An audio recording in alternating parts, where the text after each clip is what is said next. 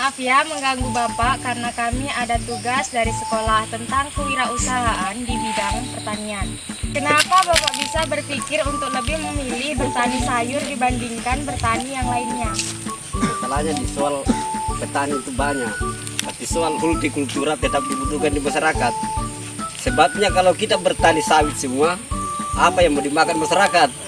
Kalau tidak ada yang terjun di hortikultura, alasannya ya begitu. Masuk. Kendala apa saja yang Bapak alami saat Bapak memulai bertani sayur ini? Masalah pertanian khusus hortikultura, kendalanya itu awalnya itu terutama modal. Masalahnya permodalan, taruhlah seperempat luas kita kerja itu tidak lari 5 jutaan dia punya modal. Itu kendala pertama. Seterusnya ke tahap pemeliharaan, apalagi sekarang musim hujan, kendalanya itu banyak sekali. Contohnya ulat masalahnya kan lembab, seperti hama, seperti jamur apa, virus. Nah itulah terutama. Di soal panen biasa terkendala di pemasaran. Contohnya harga anjlok, biasa tertimbun tuh banyak, ya itulah terutamanya permasalahannya. Dari berbagai tanaman sayur ini, apa yang paling sulit Bapak kembangkan? Karena saya punya tanaman ini berapa macam ini, ada 5 kayaknya. Yang paling susah itu lombok. Masalahnya di situ puncaknya tanaman itu, apalagi musim begini dong, paling banyak hamanya.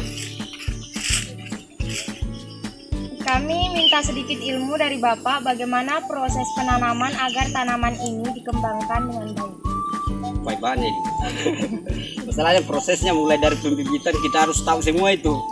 Soal pengolahan tanah, pupuk harus kita kenal semua.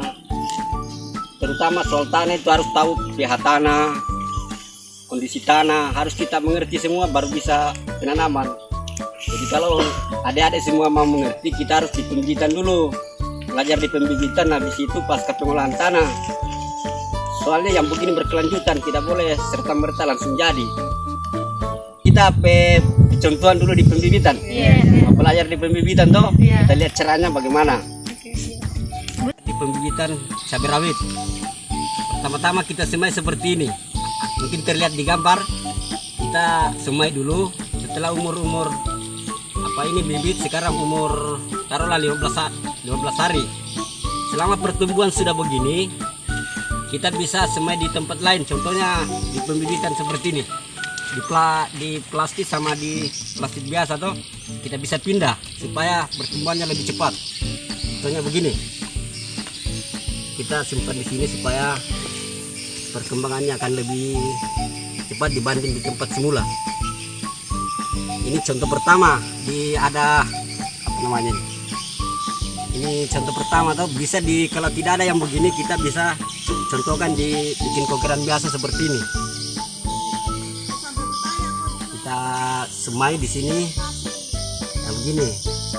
Apa ini 2 jenis, bisa di plastik biasa sama plastik begini. Begitu. Setelah kita pindah, umur sekitar 15 hari kita sudah bisa pindah di tanaman, bisa bercocok, sudah bisa dipindah lah. Oke, untuk tahap selanjutnya kita adakan penanaman awal. Di penanaman awal kita adakan dulu, awalnya kita adakan pengemburan tanah. Habis itu kita taruh mulsa, ini namanya mulsa ini. Habis itu kalau sudah bibit sedia sekitar umur 1 bulan, sudah bisa kita tanam. Pertama mulsa kita lubang, baru untuk tanam langsung bisa, tapi alangkah baiknya kita campur dengan pupuk kandang yang telah disiram dengan CO2. Kita siram, contohnya pupuk kandang kita siram CO2 untuk menetralkan zat-zat pada tai sapi kan mengandung apa namanya ini, ada unsur anunya tuh, untuk kita menetralkan dia. Jadi pertama kita gali, baru kita turunkan pupuk kandang. Setelah itu taruhlah segini, kita timbung sedikit di atasnya, campur dengan tanah biasa. Setelah itu baru kita bisa tanam. Contohnya begini.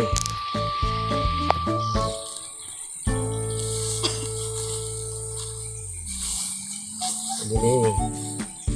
Habis itu kita untuk mencegah kelayuan, apalagi musim sekarang agak terang, kita siram supaya kelembabannya terjaga. Ya, sedikit saja, terlalu banyak juga tidak bagus. Oke.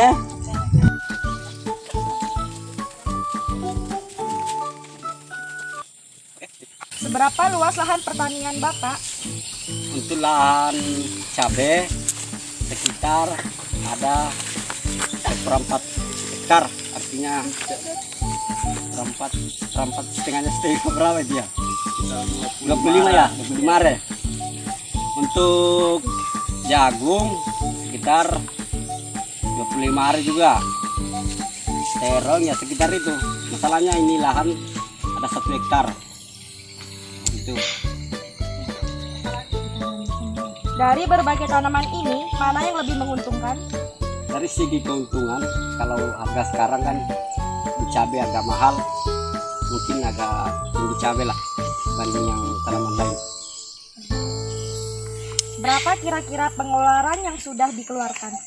Untuk pengeluaran, kalau 1/4 kita hitung dari plastik mulsanya saja.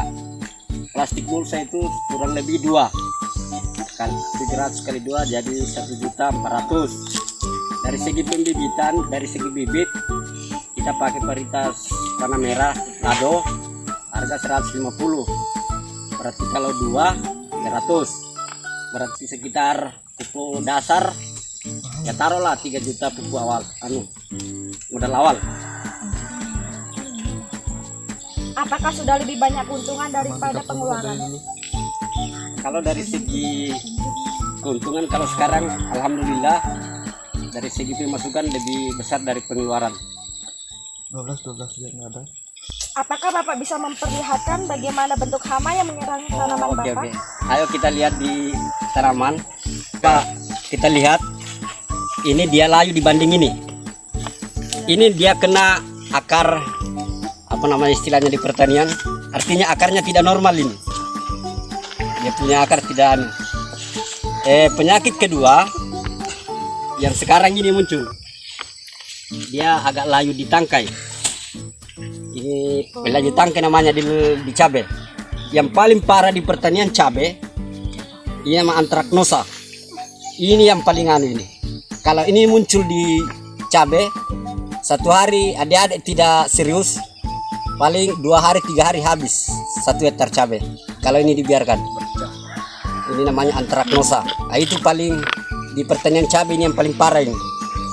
Proses pemanenan tanaman Bapak? Masalah panen itu ada 2 macam. Kita bisa pakai gunting. Contohnya begini, di awal tangkai kita gunting saja begini. Tapi dalam proses begini bukan waktu. Itu lebih singkatnya, lebih enak kita cabut saja begini. Masalahnya dia enak dicabut. Contohnya begini. Ada bisa coba. Berapa sekali Bapak memanen? Dalam pemanenan kita panen 2 kali seminggu. 2 kali seminggu kita panen. Berapa kilo kira-kira penghasilan saat panen? Dalam soal panen itu tergantung tanaman. Contohnya ini agak seperti itu, ini agak kurus, paling setengah kilo sampai selesai, mulai awal sampai akhir. Tapi kalau model pohon begini bisa mencapai 1 kilo per pohon.